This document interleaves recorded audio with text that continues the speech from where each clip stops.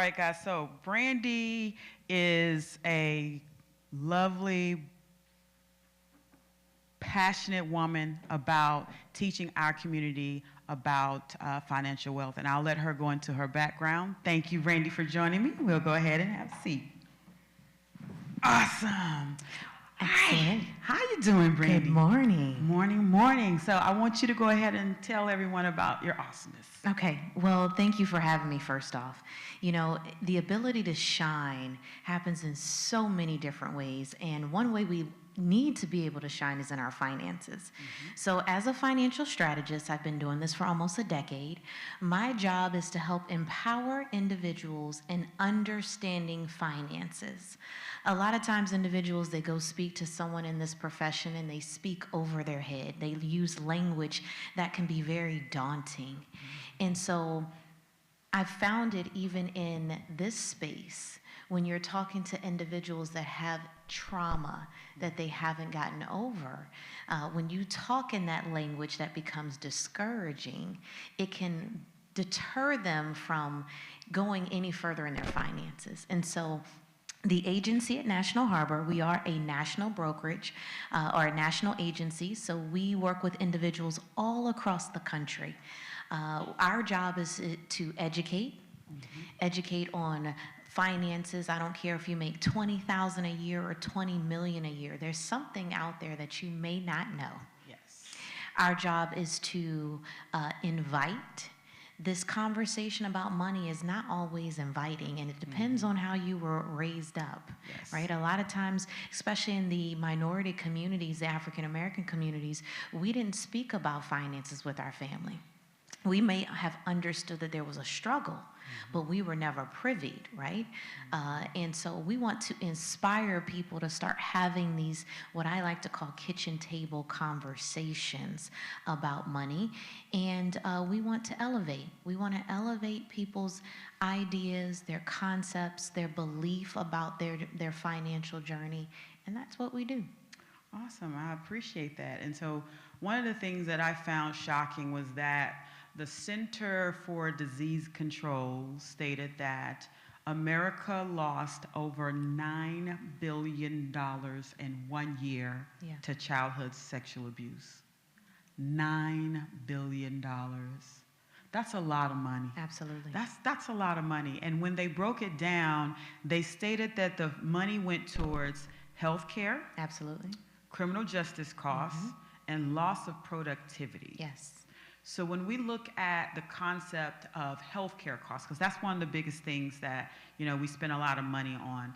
When you think about healthcare, what are some of the tips that you can offer to those that are, you know, navigating or looking to start their healing journey, right? Goodness. And they're looking to get resources and you know, how can they start? I know for me, I look at, you know, free resources at the company, like employee assistance program and stuff like that. But that's for those who have access to those resources, right?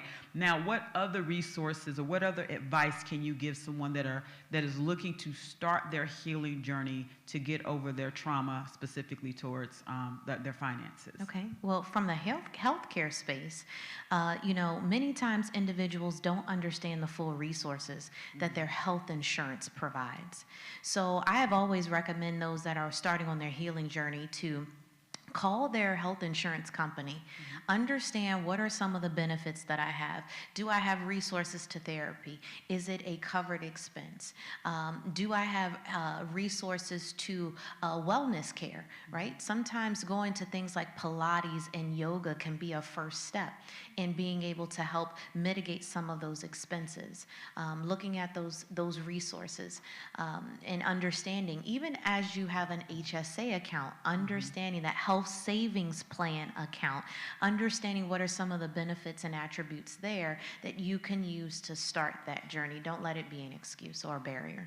So I really like how you brought up the HSA part. Yes. And the other thing that I learned, because again, coming from my background, growing up in the projects, I didn't know anything about health insurance and healthcare till I got my first job, and it was even still daunting to me. Very much. Right? Understanding deductibles and all these different things. It was like just intimidating Very. as a person. Does your agency offer like a health, like a tips and lexicon or glossary or something that a individual can come to the agency and get to kind of help them understand? Or do you even know of any other resources that someone can go to get? Absolutely. So what we've built at the agency is a full service firm. So I actually have a young lady inside of there that used to work at the benefits department, and now she is the head of our health insurance side. Okay. So she will sit down with an individual, break it down in layman's terms, customize, help you figure out how plans work, and see what are those benefits that are, for you. A lot of times we found that when you build these resources and you say go on your own, not many times people go on their own. Yes. Because we life is lifing, right? And then we have our own mental roadblocks that can occur. So we like to do that one-on-one coaching. Awesome. I love the one-on-one coaching because, as someone said, I speak my cyber lingo, but healthcare lingo is still a little daunting Yes. to me, and just even the process and procedures. And so one of the things that I also learned when I got married and I had health insurance, and my husband had health insurance, Yes. but I was the first to have health insurance on my daughter. But then when we went to go file a claim, they said, no, she can't use your health Correct. insurance because his birthday is yours. before yours in the year. Yeah. And so because his birthday is in May and mine is later, we have to use his insurance as her primary. And I did not know that. And think about it, it gets even more daunting the older you get when you get to Medicare and understanding the components of that. How does Medicaid sometimes involve into an individual that is from the quote unquote projects or low income? And how do you navigate throughout all of it? Yes. So it can be an overwhelming experience. And so reaching out to a certified, licensed health insurance professional to really navigate that is a part of that self-care journey. It's a part of you taking that control back and saying that I'm going to shine and I'm going to do what I need to buff it out a little bit. I like that. I like that. And so when we look at healthcare insurance, and one of the things, like I didn't, growing up younger, I didn't understand credit. Oh, And I was like, oh, okay, I got these bills in my early 20s, still trying to navigate my trauma. Yeah. And I'm like, okay, I got these bills. I was like, oh, you got a health insurance, this health bill. And I just disregarded it. And then the other things that I've learned was that sometimes when you check in to the doctor's office, sometimes you go and they may have a different billing address than what's on the back of your card, and then they'll bill to their billing address and not the billing address on the back of your card. Next thing you know, you're like, why aren't you filing this? That is and they're correct. saying they are, but they're not sending it to the right address. Yes. And then you get frustrated because life be lifing. yes. And next thing you know, you're just like, oh, I can't deal with it. Next thing you know, you got this bill on your credit.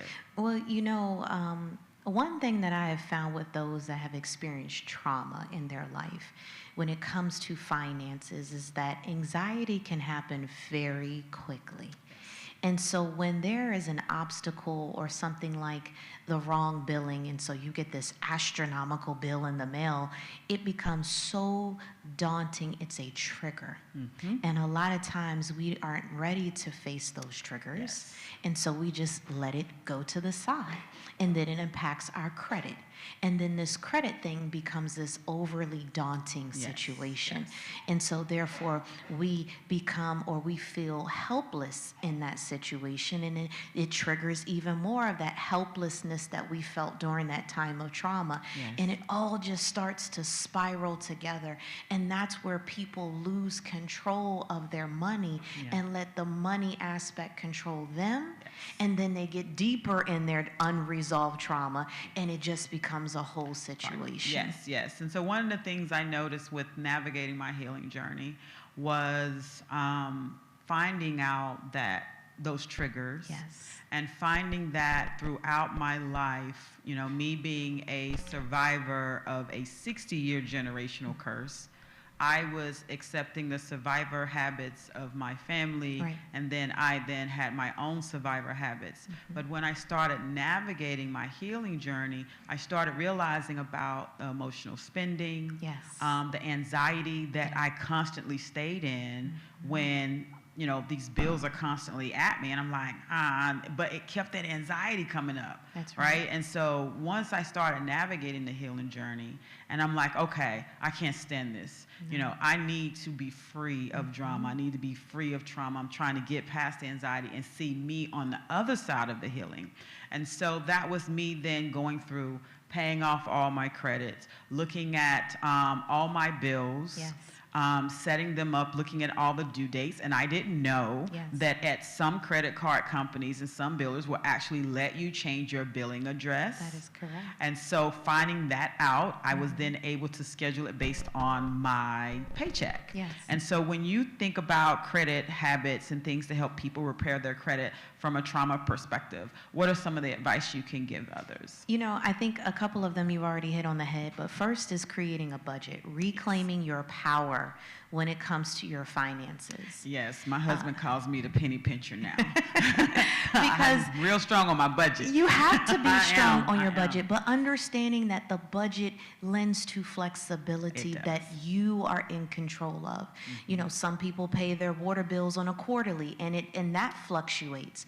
But understanding that you are in control of knowing when it's due, understanding the pattern that is there, right? So a budget is really foundational of pulling that power back to you and not letting that anxiety take over and taking you down Yes. this traumatic path.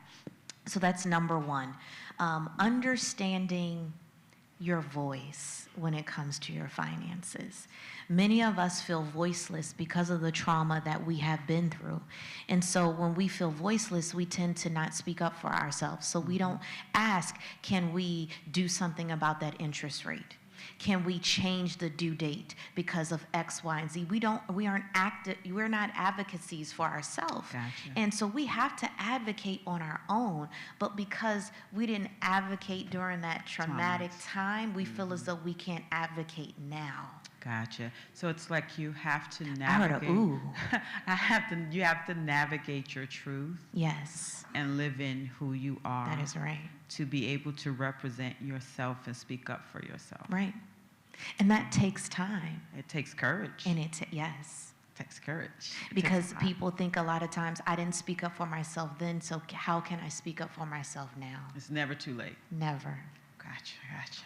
I appreciate that. And so when we navigated the credit part, and now we're looking at, okay, I have, you know, this budget set up.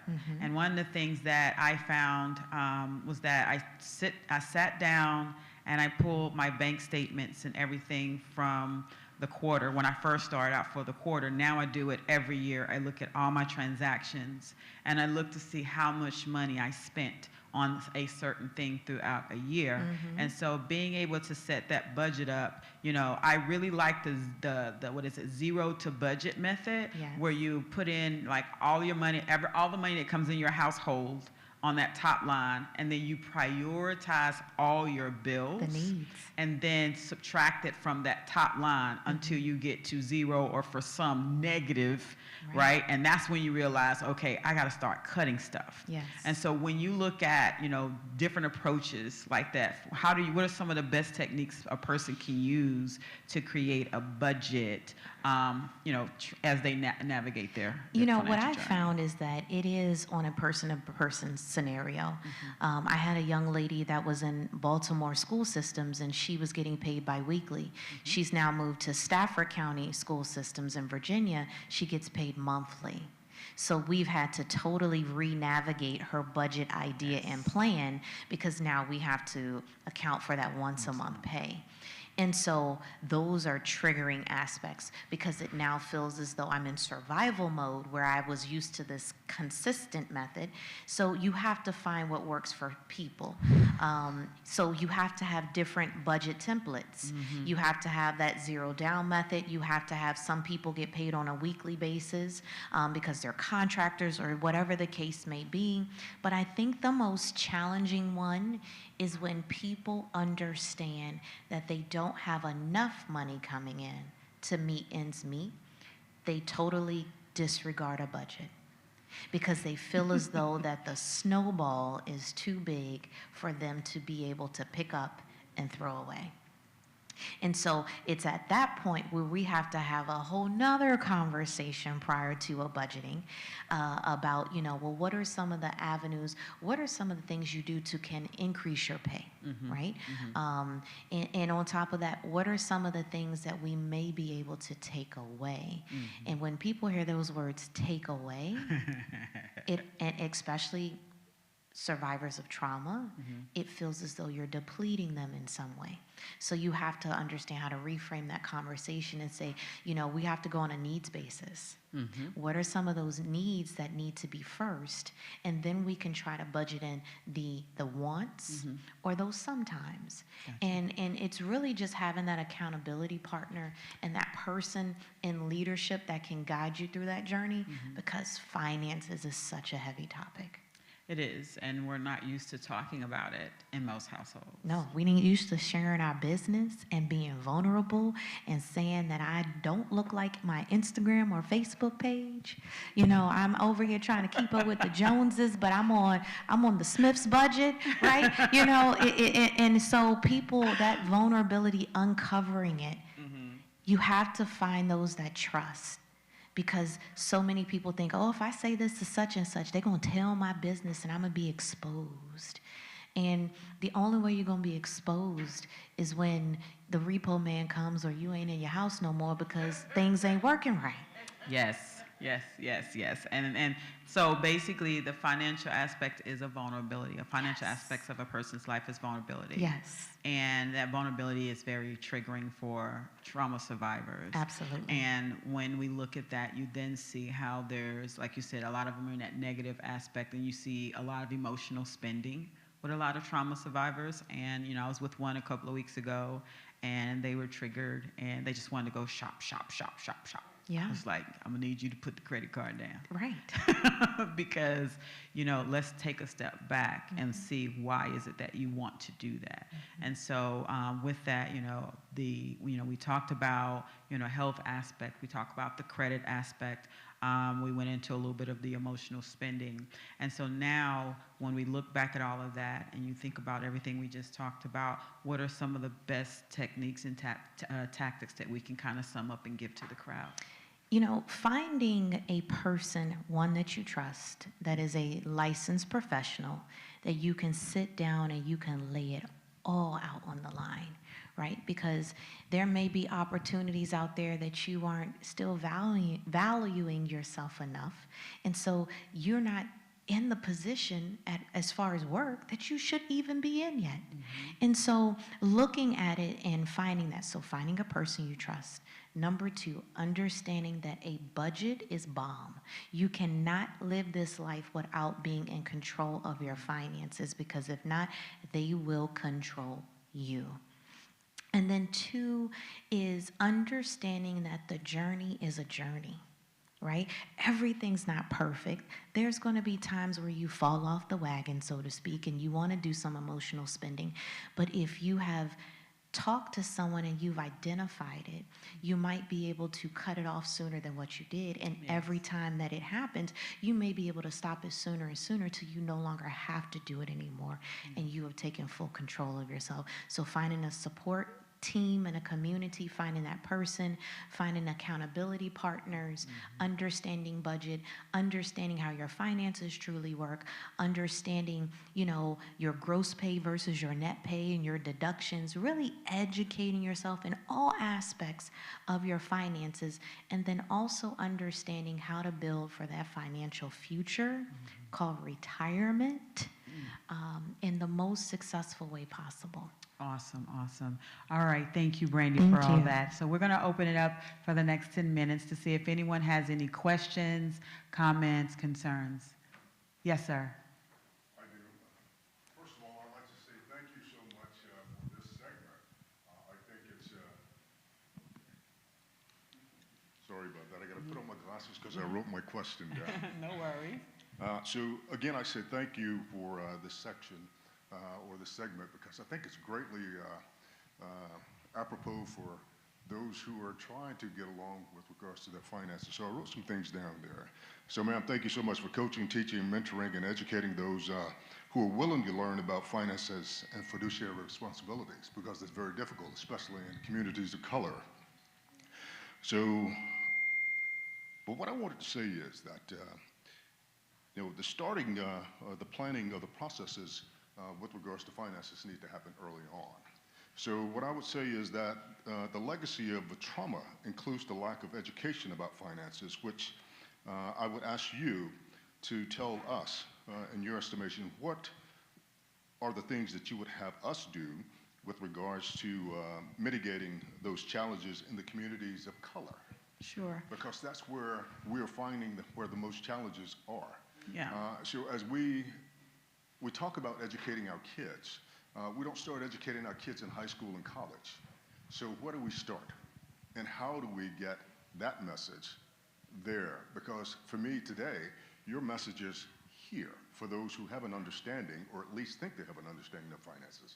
Sorry for being long-winded. No worries. So I want to speak to it from a survivor perspective. When I talk to other survivors about finances, the first thing they say is, "Oh, I don't make a lot of money, so I don't need to worry about my finances." It's like, I don't care if you make $1 a week, you still have to manage that $1. You still have to, manage the amount of money that comes in, because regardless of what you may think, you may not care about how much money you make, but the IRS cares about how much money you make. Yeah. And so when you look at it from that perspective, that's where you start thinking, okay, let me take a step back and just see how much money I have coming in. And a lot of people don't know how much money they have coming in their house. They don't take into consideration not just the paycheck, but the disability, right? Any child support payments that they have coming in, any payments, any other payments from the government. And I think the first part of that conversation with our community is acknowledging that it doesn't matter how much money you make. Correct. You should know how much money is coming in your house and how much money is going out. Just start there. And then once you see your financial picture and you do that expenses minus that income, I think just starting there, from my perspective as a survivor, that's where I started. That's when I was able to start looking and getting more comfortable with it. So starting at a very high level and then starting getting down to the nitty gritty, because I started the financial journey years ago, and it was very empowering to me. Because now I know where my money was going, and then the next part that came after that was fighting for my money. Like, hey, you charged me too much. Hey, this bill isn't mine, or you didn't do this proper process, and things like that, right? Understanding down to the itemized aspect. So I think the first part from our community is starting real high level and then going all the way down as they grow in their journey. And I'll let Brandy speak to that. You're absolutely right. And I believe a part of that question was, how do we help the children? How do we break this aspect? It first starts with the parent, right? We have to heal that financial trauma with the parent and to break that curse. Second of all, we have to start letting our children in. So something I didn't share with you guys yet is that 11 years ago, I was widowed. At that time, my children were 5, 4, and 4 months old. And it was at that time where I decided, my husband was military.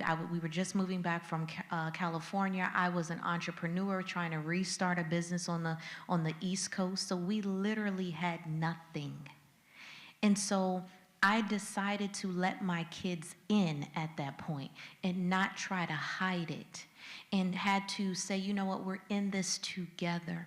And so at first, I couldn't afford to be able to pay them for their chores. So it was play money, right? So the play money then equivalated to something from the Dollar Tree, right? We couldn't even go to the Dollar General. It was the Dollar Tree at that point, right? So it was something small for whoever had the most money saved that week. And so it was starting with play money. Then once you are at a point where you, as the adult, are in financial control, then you can move into paying them for certain duties that they do. And then you can take it a step further and let them know that the monies that they get needs to be broken down in 3 ways. One is for four for some people who believe in tithing, but let's go with the 3 for right now. The 3 is Uncle Sam, first and foremost, right off the top. Kids need to learn that as soon as they can operate a phone or an iPad. So Uncle Sam off the top. Number 2 is your bills. Number 3 is your savings. So taking that money all the time and making them understand how to budget and how to break that money up, having real conversations. I remember at one point, one of my kids asked for something super expensive. And so we had to have a conversation. What is the amount of minimum wage in today's world in the United States? They had to Google it. Then they had to Google, okay, if a person made, at that time, I think it was like $14 an hour, how many hours would it take for you to work in order to be able to purchase that item? Yeah. But guess what? That's your gross. We got to take the net out there. We're like, what's net? Let's have that conversation, right? Now, once we took the net out, right, because now I deducted for your insurance, I deducted for Sam, I deducted for Sam's friend, the state, right? So they were looking at me, And they were FICA. like, what is going on? And so I'm like, yes, you have. So now they understand the value of a dollar. Because so many kids today, I went and I did a financial literacy thing somewhere, and I said, where do your dollars come from? They said, Cash App. They had no idea how money was made. They just understand that from an electronical standpoint, it could be sent. It has no tangibility. Yeah. It has no work behind it. And so we have to start shaping that. But that comes when you become transparent, you have a conversation, and you build them into the plan. I'm here, they're at home working. They're cleaning the house, they're doing the dishes, they're making their money because they have a dress down day next week. That doesn't come out of my pocket. You are the one wearing the clothes. So we have to start building those responsibilities and those accountabilities. That's one of that you remember that Cosby Show episode where they did with Theo? Listen. Yes, and Mrs. Farquaad Absolutely. and Rudy and her. Yeah, all that. That was one of my favorite episodes. All right, before we wrap up, any more questions? Awesome. Yes, ma'am. I'm an emotional spender myself. Hello. I'm an emotional spender myself, and sometimes I think when I get to a certain level, either promotion, job-wise, that, I can now afford more things, and, I can afford the emotional spending I'm doing, so it's fine. Mm-hmm. How do you set reasonable expectations for yourself that as you grow in your career and do certain things, you still have a discipline regarding your finances? So for me, one of the things as a survivor was setting my budget. Mm-hmm. And when I went from being a federal government employee to an Amazonian, it was, okay, I have some extra stuff. What are the things that I want to do with that? But I still knew that I needed to live off the budget that I had because there were other things that I wanted to do, like put my daughter in private school. Mm-hmm. And so it's basically, for me, it's setting that budget and knowing what your retirement is going to look like, knowing what long-term looks like, and planning for that. And then everything else is like, okay, how can I best be a financial steward of this, extra money that I'm getting? That's right. So I teach all of my clients, there's always going to be an 80-20, right? 80% of your money should go to your needs. Whether you're an emotional spender or not, we all have emotions. We all want things. So we should build into that budget 20% for that.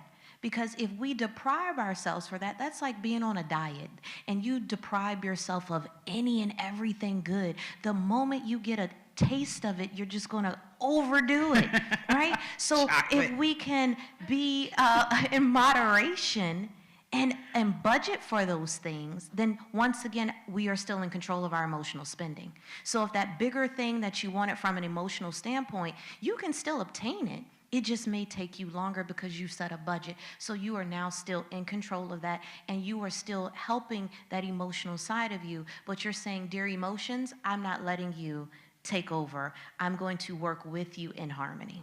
So that goes back to that 80-20 and just setting that 20% aside for Yeah, yourself. that's right. Because that goes back to that self-care type. You got it. Gotcha. Thank you. All right, Brandy, thank you so much. Thank you, Everyone give Cynthia. Brandy a round of applause. Thank you. Awesome, Brandy. All right, we'll go ahead and move that to the next section. Thank you, ladies. Thank you. All right, let's give them a round of applause one more time. That was so good. So good. And you know, there are so many lessons that I got from that session, but I think the primary one is that we all deserve financial wellness. Yes, Right? yes, No matter ma'am. what we have gone through in life. And at any time, we can reclaim that.